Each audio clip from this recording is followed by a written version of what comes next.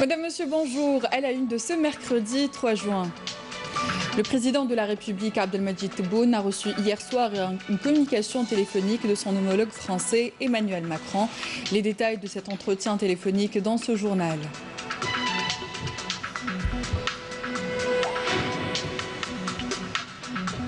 Révision de la Constitution, suite de nos sujets éclairage sur le contenu de la mouture du projet de loi. Nous mettrons en lumière dans cette édition la composition du Conseil supérieur de la magistrature et ses missions.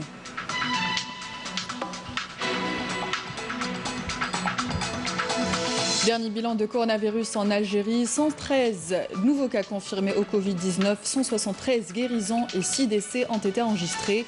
Nous écouterons la déclaration du porte-parole du comité scientifique de suivi de l'évolution de la pandémie du coronavirus.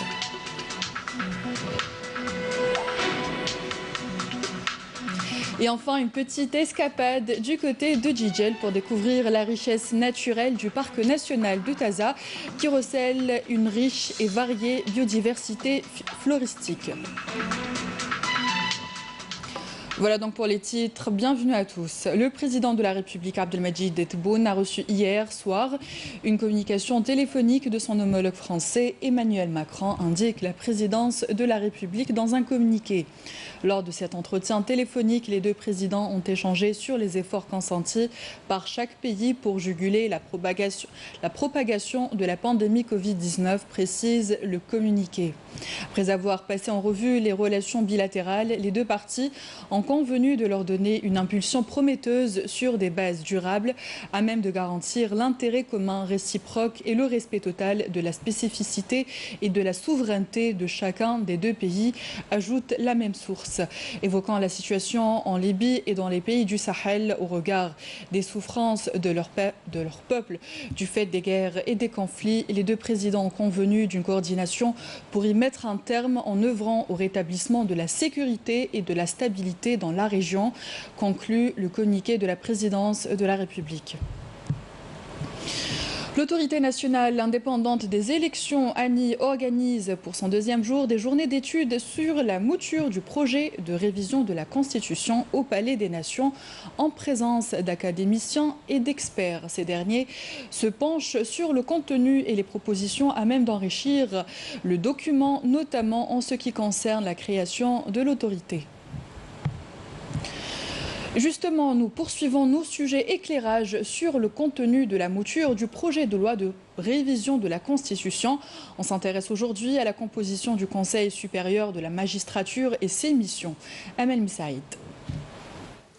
Dans son 4e chapitre consacré à la justice, la mouture de l'avant-projet de révision de la Constitution consacre des articles à l'indépendance de la justice basée sur la légitimité, la légalité, la protection de la société, les libertés et les droits fondamentaux. Même si l'article 175 stipule que les jugements et les ordonnances judiciaires se font en audience publique, l'article qui suit permet la possibilité de l'implication d'un juriste selon des critères dictés par la loi. L'article 178 contient, lui, la constitutionnalisation de l'interdiction du transfert du juge du siège ou son jugement qui ne se feront que dans l'existence de garanties judiciaires ou par décision du Conseil supérieur de la magistrature. Il s'agit d'un nouveau principe constitutionnel et très important. Pourquoi? Parce qu'il donne des garanties aux juges du siège, ce qui les libère des pressions et des menaces. Cependant, la deuxième partie de l'article 178 parle des juges de manière générale, outre les juges du siège. Ce dernier stipule l'interdiction de leur transfert, de leur isolement et de leur jugement qui ne doit se faire que dans un cadre de la loi et par le Conseil supérieur de la magistrature, puisqu'il revient à ce Conseil supérieur le suivi de leur carrière et de l'aspect disciplinaire de ces juges. La mouture de l'avant-projet de révision de la Constitution consacre la constitutionnalisation de l'indépendance administrative et financière du Conseil supérieur de la magistrature. Elle prévoit aussi sa composante qui se fait à travers le vote ou la désignation. Certains demandent les raisons de la désignation des deux membres de l'Assemblée nationale populaire et des deux autres du Conseil de la Nation. Pourquoi ces membres ne sont pas soumis au vote de leur institution respective? Pourquoi ils sont choisis par le président de l'APN et par le président du Conseil de la Nation? Enfin, tous ces articles sont soumis au débat et à l'enrichissement. Dernier bilan de coronavirus en Algérie, 113 nouveaux cas confirmés au Covid-19, 173 guérisons et 6 décès ont été enregistrés. Ces chiffres ont été communiqués hier par le porte-parole du comité scientifique de suivi de l'évolution de la pandémie du coronavirus, Dr Jamel Fourar. On l'écoute ensemble. Aujourd'hui, le lundi 2 juin 2020, nous allons vous présenter la situation épidémiologique du Covid-19 en Algérie. Pour les principaux indicateurs, au cours des 24 dernières heures, nous avons enregistré 113 nouveaux cas, 173 patients guéris, 27 patients en soins intensifs et 6 décès. Concernant les cas confirmés, avec 113 nouveaux cas enregistrés au cours des 24 dernières heures, le total cumulé est de 9 626 cas, soit une incidence de 22 cas pour 100 000 habitants. Et nous voyons que nous avons 29 wilayas qui sont en dessous de l'incidence nationale et 19 wilayas au-dessus de l'incidence nationale. Il faut noter que 17 wilayas n'ont pas enregistré de cas au cours des 24 dernières heures. Concernant les décès, nous avons enregistré malheureusement 6 nouveaux décès. Un à Batna, un à Blida, Chlef, Msila, Sétif, Soukaras. Le total cumulé des décès est de 667 et 75% des décédés sont âgés de 60 ans et plus. Concernant les patients ayant bénéficié du traitement à ce jour, ils sont de 18 000, leur nombre est de 18 545, parmi eux 8 256 cas confirmés au laboratoire et 10 289 à l'imagerie médicale et au scanner. Parmi les patients guéris qui ont quitté l'établissement hospitalier, nous avons 6 067 patients qui sont guéris, dont 173 au cours des 24 dernières heures. Pour ce qui est des soins en réanimation, actuellement nous avons 27 patients en soins intensifs. Il y a toujours des messages importants à répéter parce que c'est très important pour permettre d'arrêter la transmission du virus. C'est l'hygiène des mains. Donc vous voyez dans l'image comment se laver les mains, comment s'essuyer les mains, comment utiliser un gel hydroalcoolique. La distanciation physique est également importante dans les règles de prévention. Le respect du confinement et surtout également le port du masque qui est obligatoire conformément au décret exécutif 20-127 du 20 mai 2020.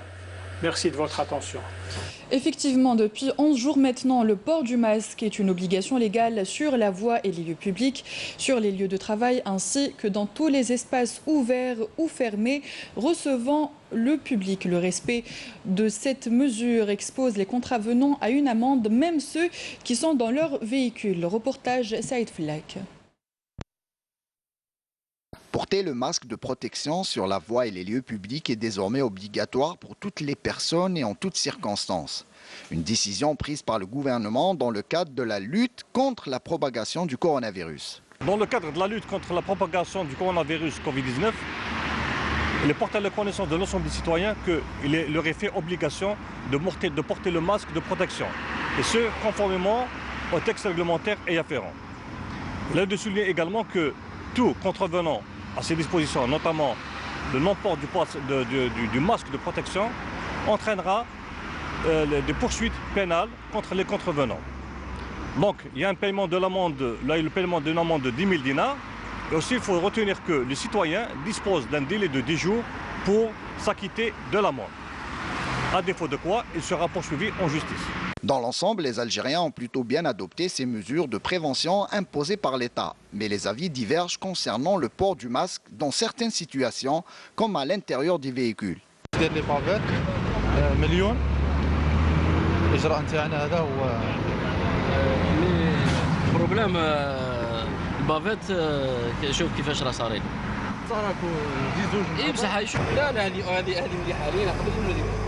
Le port de la bavette est une bonne chose pour nous, pas uniquement pour éviter de payer l'amende, c'est un moyen de prévention. Moi, d'après ce que j'ai entendu, quand on est seul dans la voiture, on n'est pas obligé de porter le masque, sauf si on est accompagné. Quand je porte la bavette et avec la respiration, la buée qui arrive sur mes lunettes gêne ma vue. Bon, la bavette là, c'est obligatoire. La bavette est obligatoire et ceux qui ne la porteront pas risquent une amende et surtout de se faire contaminer.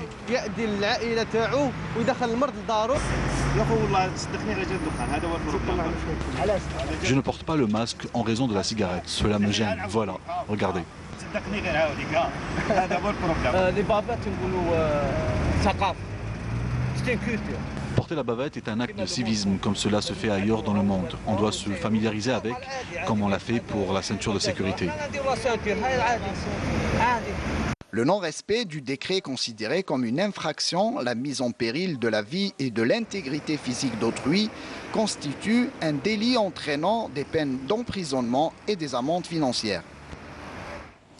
Toujours dans le contexte de la prévention sanitaire, cette fois nous allons à l'ouest du pays, à Ain Timoshent, où le port du masque de protection connaît l'adhésion d'une grande majorité de la population. Yamina Saïdji. Quelques jours après l'entrée en vigueur du décret exécutif portant sur l'obligation du port de masque de protection, à Ain Timoshent, les habitants semblent en grande partie se plier à cette obligation. La bavette et les gants sont primordiales. C'est une protection pour moi et mon entourage.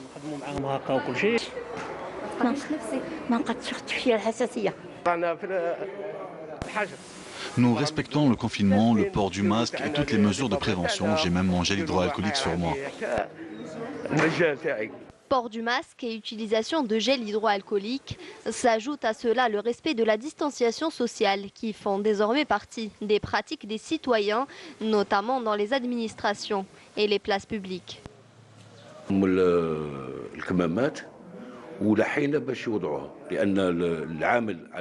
Nous avons remis au personnel des bavettes et on insiste pour qu'ils les portent car nous sommes constamment en contact avec les citoyens. Nous sommes à pied d'œuvre pour que nous puissions passer cette crise.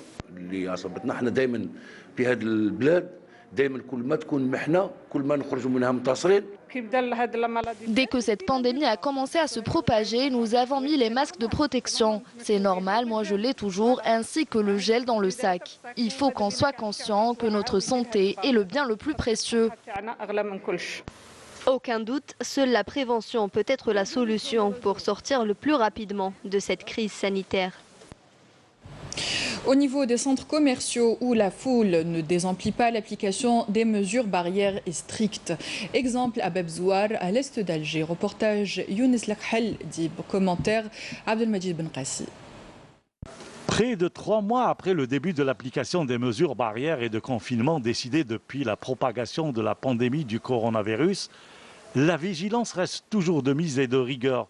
C'est le constat que nous avons fait lors de notre visite dans un très grand espace commercial d'Alger. Et de notre devoir d'être vigilants, surtout que nous accueillons entre 1200 et 1500 clients par jour et pour qui nous assurons l'approvisionnement en produits alimentaires et en services. Porter leurs bavettes, de se nettoyer les mains tout le temps, de garder une distance entre eux, de ne pas sortir beaucoup parce que de leur faute, nous on est confinés à la maison. C'est bien d'organiser les choses. Le port du masque est obligatoire pour accéder au centre commercial. Quant aux enfants de moins de 16 ans, ils sont interdits d'entrer. Tous les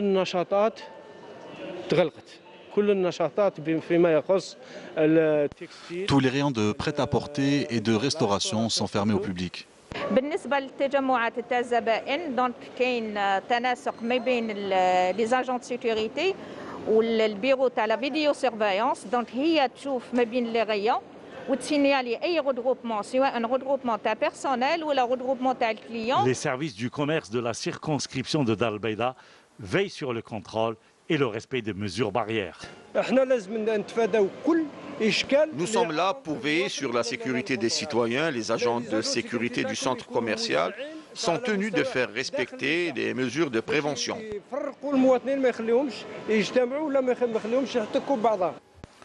Et c'est là la seule façon pour préserver la santé et la vie des citoyens.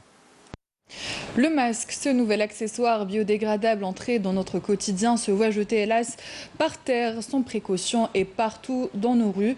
La question qui revient est de quelle façon doit-on jeter nos objets de protection après usure? Pour répondre à ces questions, notre équipe s'est dirigée à l'Agence nationale de déchets. Sarah Delbel. Masques de protection, gants ou mouchoirs en papier. Ces textiles sanitaires peuvent s'avérer un risque majeur sur la santé publique. Ce nouveau type de déchets, tels que les bavettes ou le consommable médical, ne doivent pas être jetés sur la voie publique, car ils représentent un véritable danger pour notre santé et pour notre environnement. Pour ce faire, l'Agence nationale des déchets a mis en place un processus de sensibilisation. C'est clair qu'il va falloir improviser ou mettre en place des procédures qui peuvent être adoptées rapidement par la population. Après avoir utilisé ces pavettes ou ces outils de protection individuelle, de les mettre dans des sacs à part pendant 24 heures dans un endroit bien confiné à la maison.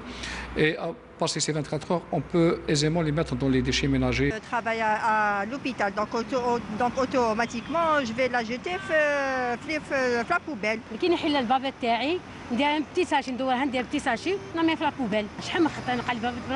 C'est grave. La mienne, elle est lavable. Je la lave chaque fois. Par ailleurs, depuis le début du confinement, l'Agence nationale des déchets a mis en ligne un guide de gestion des déchets d'activités de soins afin d'accompagner les acteurs de la gestion des déchets, y compris les hôpitaux. Qui va permettre à tous les acteurs qui travaillent dans le domaine de la gestion des déchets d'être au fait par rapport à la gestion des déchets et de l'activité de soins au quotidien, sur les aspects réglementaires, technologiques aussi et en termes de procédures. Donc c'est un véritable outil qui permet aux gestionnaires de mettre en place des procédures fort nécessaires pour la gestion de ce type de déchets que je rappellerai qui sont très dangereux et pour l'environnement et pour la santé humaine. Des déchets qui représentent un risque infectieux pour les citoyens, les éboueurs et l'environnement. Pensez donc à les jeter dans des sacs en plastique. Direction l'extrême sud du pays, plus précisément dans la wilaya de Temnalaset, où les habitants de la commune de Tinzaouatine se réjouissent d'avoir accès à l'eau potable. Une région enclavée qui souffre de manque de commodité se voit à présent raccordée en eau grâce à de nouvelles installations. Commentaire Yanis Saïd Belkacem. Avoir de l'eau chez soi pour les habitants de Tinzaouatine était chose impossible. Ce n'est plus le cas aujourd'hui puisque depuis quelques jours, ces habitants ont été raccordés à l'alimentation en eau potable au grand bonheur des habitants de cette région enclavée. Dieu merci, nous avons de l'eau potable. À présent, celui qui veut faire des travaux le peut. Maintenant, la vie est plus simple et agréable. Auparavant, nous étions obligés de nous déplacer plusieurs fois par jour et faire 3 km pour avoir de l'eau. Nous avons de l'eau à la maison. Je suis vraiment content. Cette première étape est assurée grâce à un ensemble d'infrastructures et d'acteurs qui ont permis ces installations. Aujourd'hui, nous avons lancé la première étape. Nous avons placé les compteurs et nous allons continuer.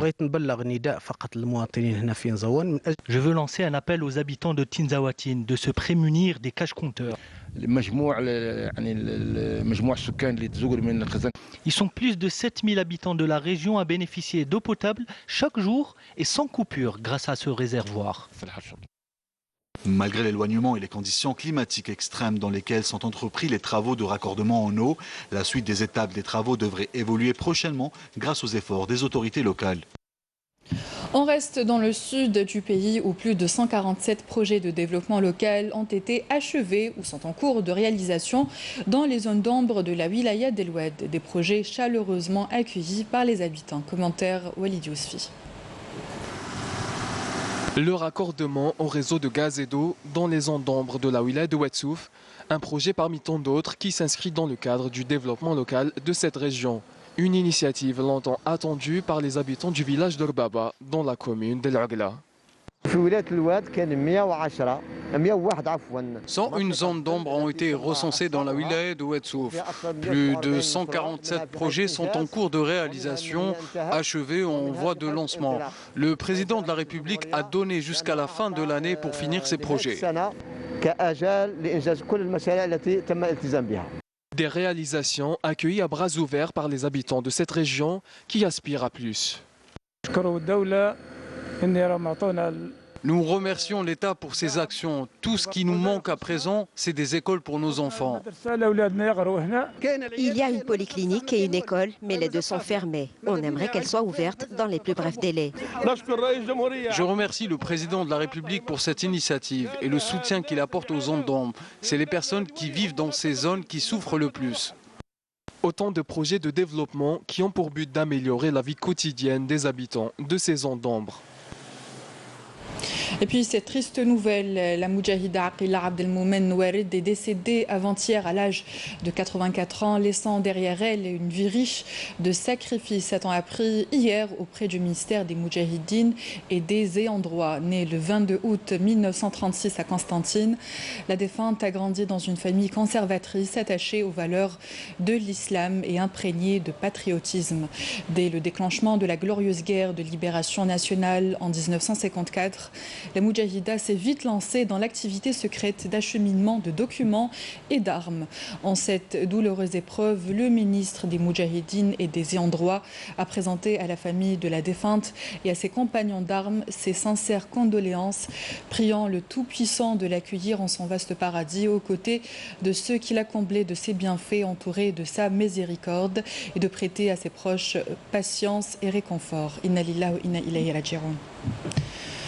À l'étranger, la mission d'appui de l'ONU en Libye a laissé entendre hier que les parties libyennes pourraient reprendre des pourparlers après une suspension de plus de 3 mois en vue d'un cessez-le-feu dans le pays où des combats sont toujours signalés. Pour l'heure, aucune des deux parties n'a toutefois confirmé cette annonce, et ce au moment où des combats sont signalés dans la région de Tripoli. À la même occasion, l'ONU a appelé les États soutenant l'une ou l'autre partie à respecter les engagements pris à Berlin lors de la conférence internationale sur la Libye en janvier, et la résolution adoptée le mois suivant au Conseil de sécurité des Nations Unies, portant notamment sur l'arrêt des ingérences étrangères.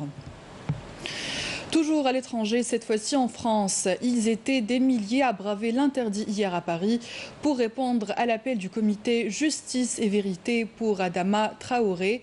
Ce jeune homme de couleur de 24 ans décédé en 2016 après une interpellation musclée par la gendarmerie française. Une manifestation pour protester également contre les violences policières qui a dégénéré. Kelly Maïfa. Ils sont tous venus demander justice pour Adama Traoré. Malgré l'interdiction de se rassembler, ils étaient plus de 20 000 devant le tribunal de grande instance de Paris, des Français de tous bords, mais aussi la sœur d'Adama et ses proches, qui dressent un parallèle avec l'affaire George Floyd qui secoue actuellement les États-Unis. C'est un rassemblement qu'on fait suite à tous les événements qu'il y a eu la semaine dernière. Celle qui arrive juste avant, c'est la mort de George Floyd, cet homme noir, notre frère, qui va mourir avec des scènes horribles, des scènes qui vont nous horrifier, des scènes qui vont nous glacer le sang, et des scènes qui vont en tout cas se calquer sur la mort de mon petit frère. Pour les protestataires, cette affaire illustre au grand jour le racisme rampant des forces de l'ordre françaises. Plus de marche blanche, on organise des marches de la colère, de la colère. Ce sont des tenants du système, ceux qui ne veulent pas que ça change, ceux qui veulent que les choses perdurent, ceux qui veulent, comme c'est le cas depuis 40 ans, qu'il y ait une impunité systémique pour les policiers et les gendarmes. Quand il s'agit des habitants des quartiers populaires, quand les victimes sont noires et arabes, on met tout de suite le couvert qu'on ne veut pas voir, on cache cette réalité. D'abord pacifique, le rassemblement a ensuite dégénéré avec plusieurs départs de feu provoqués par les manifestants, comme ici à l'avenue de Clichy au nord de Paris, ou encore dans la commune limitrophe de Clichy, où une dizaine de jeunes manifestants masqués ont attaqué le poste de police municipale en cassant les vitres à coups de battes de baseball et de projectiles.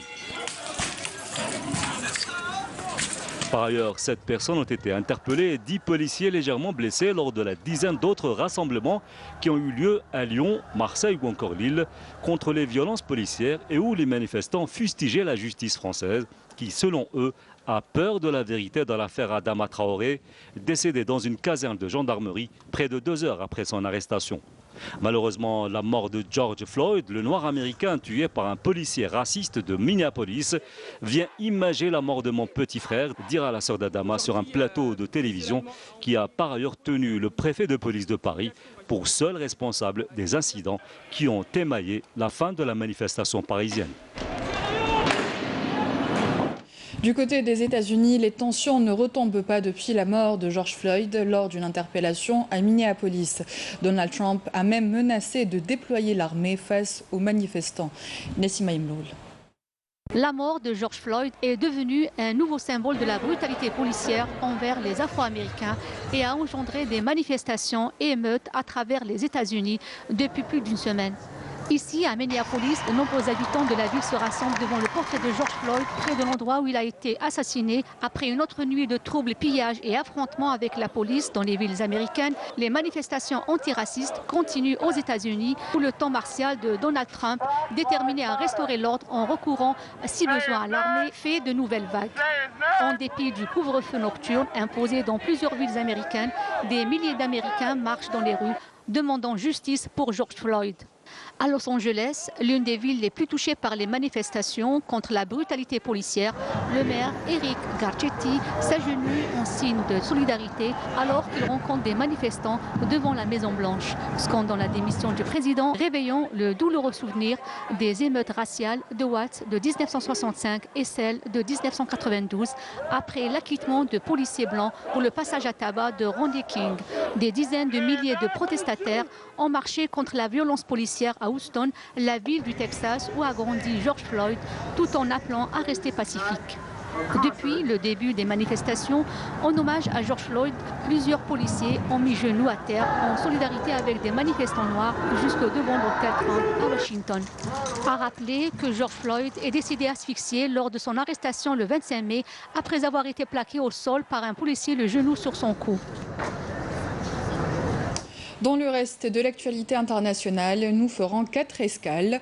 Venezuela, Brésil, Russie, enfin Syrie avec Raouf Hamouch. Le gouvernement du président vénézuélien Nicolás Maduro et le chef de l'opposition Juan Guaidó ont conclu un accord pour rechercher ensemble des fonds destinés à lutter contre le coronavirus au Venezuela, selon un document lu par le ministre de la Communication Jorge Rodriguez à la télévision officielle. Le Brésil a franchi le cap des 30 000 morts par le coronavirus en atteignant 31 199 décès, et ce, après avoir enregistré un chiffre record au cours des dernières 24 heures. Mais la forte progression de la maladie dans le pays n'a pas empêché Rio de Janeiro ou Sao Paulo d'amorcer un déconfinement. Au moins 20 000 tonnes de carburant se sont déversées par accident dans un cours d'eau au nord de la ville arctique de Norilsk, en Russie, poussant les autorités à décréter une situation d'urgence, soulevant l'inquiétude d'écologistes et de riverains. Dans la ville de Binij, dans la province d'Idlib, au nord-ouest de la Syrie, les artistes syriens Aziz Asmar et Anis Hamdoun peignent une fresque murale dans les ruines d'une maison, rendant hommage à George Floyd, un Afro-Américain asphyxié par un policier lors de son arrestation à Minneapolis aux États-Unis. Petite escapade à Djidjel avant de se quitter. La zone humide de Taza et Dar el-Oued, malgré le réchauffement climatique, renferme encore une riche et variée biodiversité floristique. Rahim Abdelaziz nous invite à voir de plus près les interactions qu'entretient Taza avec les hauts massifs forestiers de Selma. Reportage.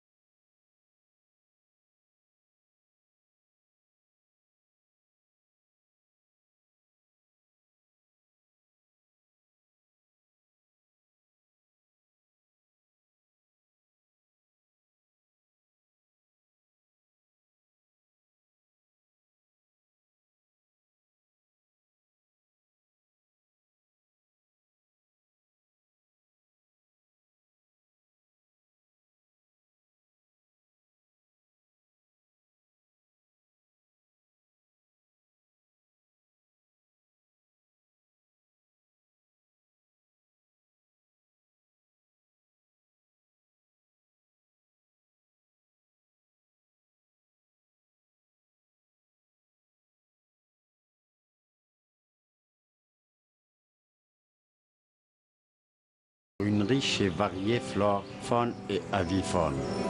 Le parc national de Taza a été classé réserve de biosphère en 2004 grâce à de nombreux critères auxquels il a pu satisfaire.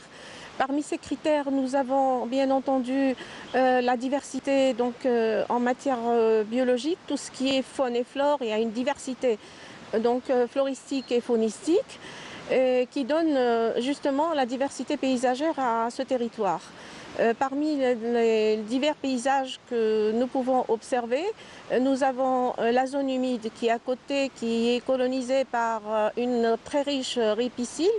Donc on a ici les peupliers, on a l'aulne, il y a donc toute une diversité floristique. La zone humide de Taza est peuplée essentiellement de feuillus. Il s'agit de l'air idéal du shenzhen qui affectionne l'humidité.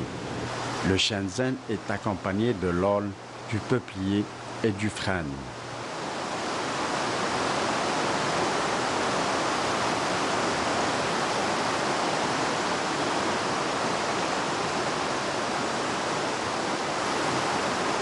Une véritable merveille naturelle qu'il faudrait préserver.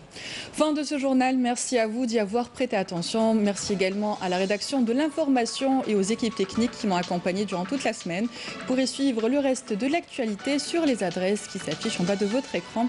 Sinon, vous avez rendez-vous tout de suite avec Amel Aribi pour la météo. Excellente journée à tous. Au revoir.